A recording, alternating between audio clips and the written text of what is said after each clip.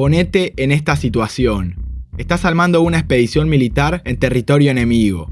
El objetivo de la misión es claro: tomar la capital, por las buenas o por las malas. Hace ya 20 días cruzaste la frontera y desde entonces te enfrentás con la naturaleza hostil de la selva paranaense. Para peor, la temporada de lluvias convierte los suelos en pantanos inundados. La marcha se vuelve lenta. Tus tropas están agotadas y carecen de disciplina. Las armas y los medios de transporte a tu disposición son obsoletos. Y estás tan lejos de los refuerzos que si te vieras emboscado, nadie podría auxiliarte. Por suerte, del enemigo viste poco y nada.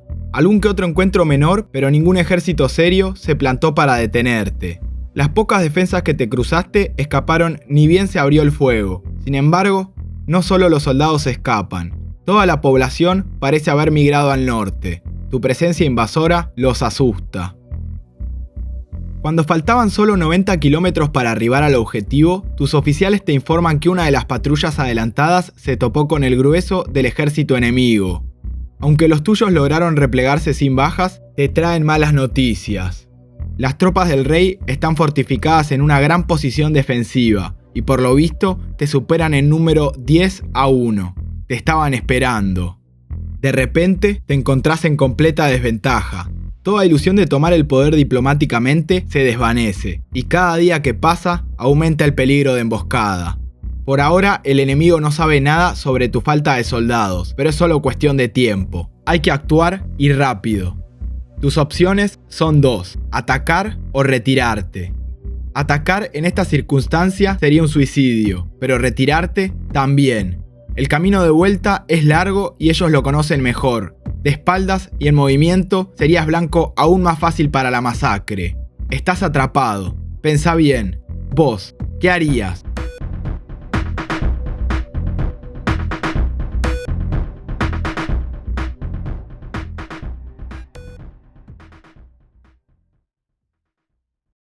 La expedición al Paraguay fue la primera misión militar que Manuel Belgrano comandó en su vida. Siendo sinceros, toda la operación estuvo destinada al fracaso desde un comienzo. El objetivo de los patriotas era propagar la revolución en territorio paraguayo, pero tanto diplomática como militarmente, la primera junta había tomado todas las decisiones equivocadas. Ahora Belgrano se encontraba intentando liberar a un pueblo que no quería ser liberado, o al menos no por un porteño. El gobernador del Paraguay era Bernardo de Velasco, un fiel servidor de la administración española. Al toque se enteró de la movida independentista, juró lealtad a la corona y comenzó a reclutar un ejército para defenderse de un inminente ataque. Este reclutamiento fue muy efectivo, tanto que a principios de septiembre el gobernador ya contaba con más de 5.000 soldados a su disposición. También ordenó a todo habitante de la región sur del Paraguay que abandone su hogar, tome sus pertenencias y marche hacia la capital en el norte. Por eso es que los porteños solo habían encontrado pueblos desiertos en su camino. Con esta jugada Velasco no solo obligaba a Belgrano a estirar su línea de abastecimiento, sino que también se aseguraba de que los invasores no pudieran vivir del saqueo de aldeas locales. En cuanto a las defensas, Velasco instaló su cuartel en la villa del Paraguarí, una posición muy estratégica. Los ríos y pantanos regionales la convertían en un paso ineludible en el camino a la capital. Cualquier invasión meridional que arribara desde el Paraná debía atravesar ese punto para llegar a Asunción. Además, directamente al sur del poblado corría un arroyo con árboles linderos que formaban una línea defensiva natural. Tras ella se abría un extenso campo despejado, perfecto para movimientos de caballería, y a los lados, los pantanos del Cañabé ofrecían una protección impenetrable contra maniobras de flanqueo. Velasco se apoyó en estas ventajas geográficas para plantar su defensa. Para empezar, 2.000 soldados de infantería se ubicaron en el centro utilizando la arboleda como cobertura, y con ellos 5 cañones de artillería para bombardear a distancia. Esta fuerza sería comandada por el coronel García. Vale aclarar que, aunque la infantería era muy numerosa, no todos los soldados contaban con fusiles, por los que algunos debían valerse de lanzas y armas menores. Por otro lado, Velasco posicionó 2 escuadras de caballería para proteger los flancos y la retaguardia. La primera al pie del Cerro Santo Tomás y la otra, más lejana, sobre la falda del Cerro Atuay. La numerosa caballería era el as bajo la manga de la estrategia realista. El ala izquierda sería comandada por el coronel Cabañas y el escuadrón de Gamarra cuidaría tanto el flanco derecho como la retaguardia. Velasco dirigiría toda la operación desde una capilla dentro del poblado, muy cerca de la línea defensiva. Desde ahí enviaría órdenes a sus oficiales con los movimientos precisados. El plan que tenía en mente iría más o menos así. Primero, cuando el enemigo avanza por el centro, el fuego intenso de la primera línea lo obliga a detenerse en la llanura. Luego, al escuchar la señal, la caballería avanza por los flancos para liquidar a los atacantes, vulnerables y desorientados a campo abierto. 6 kilómetros al sur del Paraguarí, al otro lado del campo, se encontraba el que desde esa noche pasaría a la historia como Cerro Porteño. Y acuartelado sobre él, el porteño al que se refiere su nombre, Manuel Belgrano. El número exacto de soldados patriotas en este enfrentamiento no está muy claro. Las fuentes varían, de 400 a 700 hombres. De todas maneras, se puede ver que la desventaja numérica es gigante. Aunque ambos ejércitos están compuestos por soldados inexperimentados y armas obsoletas, Belgrano tenía todas las de perder. Pasaron 3 días sin mucho movimiento, cada ejército en su cuartel esperando el primer golpe. Algunos intentos diplomáticos por parte de Belgrano y las subsiguientes negativas de Velasco. Falto de opciones y con el tiempo en contra, el 19 de enero, el jefe patriota ordenó a sus tropas iniciar la ofensiva. Las fuerzas patriotas se organizaron en 2 columnas. La primera, al mando del sargento mayor Machaín, estaba compuesta por 250 hombres y 2 cañones.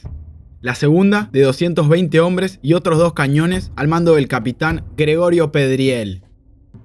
Por último, 130 de caballería, junto con una partida exploradora, acompañaban el avance como protección contra maniobras de flanqueo. Belgrano supervisaría todos los movimientos desde el Cerro Porteño. Con él se quedaron aproximadamente 150 hombres, entre los que había caballería, artillería, infantería y algunos peones desarmados. La estrategia del jefe fue la misma que había utilizado un mes atrás para cruzar el Paraná: atacar de noche, en un momento poco esperado, usando la oscuridad como cobertura. Y funcionó. Los patriotas marcharon desapercibidos durante más de 1 hora.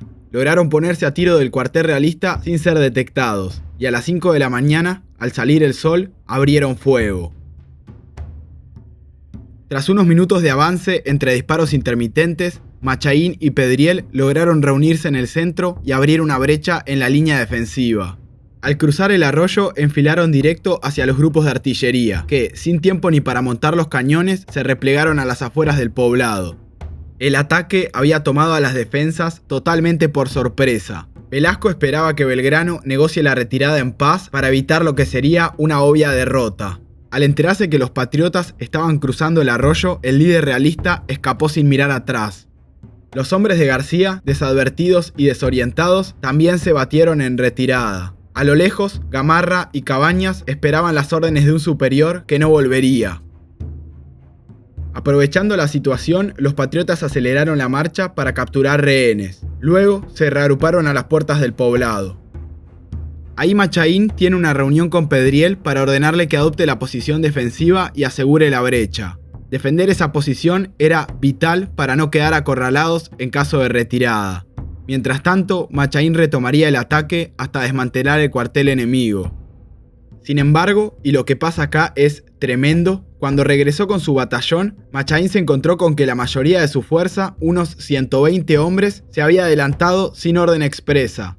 El grupo ingresó al pueblo y, abro cita, se entretuvo en el saqueo y en el placer. Como frase suena lindo, pero quiere decir vandalismo, robo, violaciones y otras cosas horribles. Aparentemente, Machaín les había ordenado que secuestren las municiones que encontrasen sobre la línea defensiva mientras él se reunía con Pedriel. Parece que los soldados se lo tomaron muy a pecho y, por iniciativa propia, siguieron por el poblado. Estas son las consecuencias de la falta de disciplina en un ejército, y es una lección que Manuel Belgrano no olvidaría jamás. Mientras los porteños se entretenían con saqueos, la infantería paraguaya que se había replegado comenzó a recomponerse y reaccionar, atacando a Machaín por los flancos. Gamarra y Cabañas, que estaban observando todo desde la lejanía, se pusieron en contacto entre ellos para formar un contraataque. Cabañas avanzó desde el este para poner presión sobre los porteños que saqueaban descontrolados el pueblo. Desde el oeste, Gamarra se desplazó hacia el arroyo para cortarles la retirada. De pronto las fuerzas patriotas se vieron divididas en 3 núcleos desconectados entre sí. Uno de saqueadores, acorralado en el pueblo, recibiendo fuego intenso. Otro al mando de Machain, escaso de hombres y municiones, inmovilizado por fuertes ataques en ambos flancos. Y el último al mando de Pedriel, defendiendo la brecha con relativa facilidad. Machain se movió rápidamente para solicitar municiones a Belgrano y aguantar hasta su llegada en posición defensiva. Sin embargo, solo unos minutos después, al divisar la caballería de Gamarra cabalgando a todo galope, el capitán ordenó la retirada por miedo a ser flanqueado. Paremos un poco acá para explicar lo que acaba de pasar. El factor sorpresa de la noche solo sirvió para las primeras horas de la batalla. La defensa realista no estaba preparada y sufrió bajas por eso. Velasco había posicionado su cuartel demasiado cerca de la línea defensiva, razón por la cual se vio obligado a escapar apenas comenzó el combate. Sin embargo, a pesar de esos errores tácticos, todo iba de acuerdo al plan. Los patriotas cayeron en la trampa realista. La mencioné antes. Los invasores atacan por el centro, son detenidos por fuego intenso y la caballería aparece para terminar el trabajo. Bueno, volvemos. Comienza la retirada patriota. Machain ordena a las fuerzas que le quedan que se replieguen hasta el cerro de los porteños. Para los que saqueaban dentro del pueblo ya era demasiado tarde. Poco a poco Cabañas comenzó a ganar terreno acorralando a los indisciplinados. Machain decidió abandonarlos. La retirada fue confusa y desorganizada. Pedriel, que todavía cuidaba la brecha, se negó a aceptar la derrota, pero Machain lo superaba en rango y tuvo que obedecer. A todo esto, Belgrano había recibido los pedidos de municiones de Machain. Junto a 60 de caballería, se encargó personalmente de escoltar los suministros al frente de batalla. Pero cuando avanzaba por la llanura, se encontró con su ejército, rendido y en retirada. Belgrano estaba recaliente. Sin pensarlo 2 veces, ordenó que den vuelta a la marcha para liberar a las tropas acorraladas. Hay fuentes que dicen que hasta se ofreció él mismo para liderar el contraataque. Por suerte, sus oficiales le aconsejaron que eso era definitivamente una mala idea, pero sí le ordenó a Machain que lo haga. La vanguardia patriota volteó para dar un último intento ante las tan superiores defensas. Este último ataque duró solo 15 minutos. Al darse cuenta de que sus esfuerzos eran fútiles, que ya no se escuchaba resistencia de los encerrados en el pueblo y que su posición corría el riesgo de ser flanqueada, Machain ordenó la retirada final. La victoria realista era indiscutible.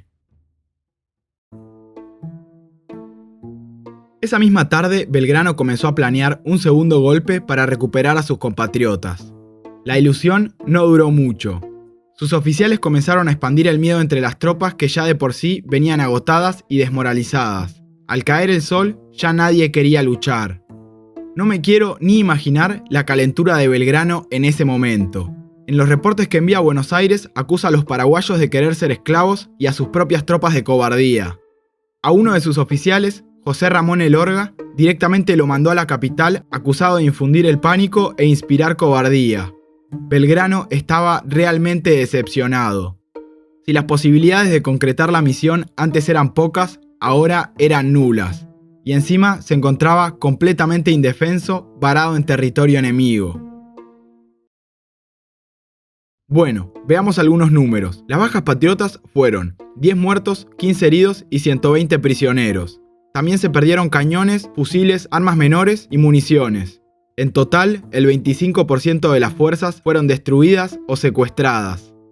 Por el otro lado, los paraguayos perdieron 46 hombres, 30 muertos y 16 heridos. También ganado y caballos que habían sido saqueados justo antes del encuentro. La batalla duró en total 8 horas. Como podrán ver, concluyó en una clara victoria realista. Pero, siendo sinceros, ¿qué podían esperar los patriotas? Sus fuerzas eran muy inferiores numéricamente y se encontraban atacando muy metidos en territorio enemigo. Los pocos oficiales de alto rango que cayeron prisioneros de Cabañas fueron degollados en el acto, por lo que, si se rendía sin luchar, era muy probable que Belgrano corriera la misma suerte. Además, gracias al daño causado en las líneas realistas, estos tardaron 2 o 3 días en recuperarse para perseguir a los patriotas.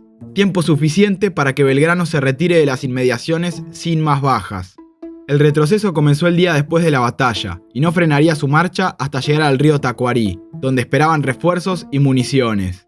Allí, Belgrano debería decidir los próximos pasos y precauciones a tomar en la campaña. Pero entre la incertidumbre que tenía sobre las capacidades de sus tropas, sobre la valentía de los oficiales y sobre el apoyo de la propia población paraguaya, el prócer sabía que, para servir a la revolución, algo tenía que cambiar.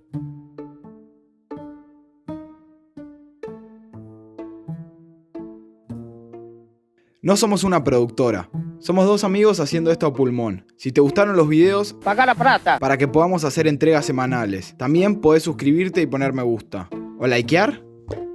Sí, o darle like. Sí,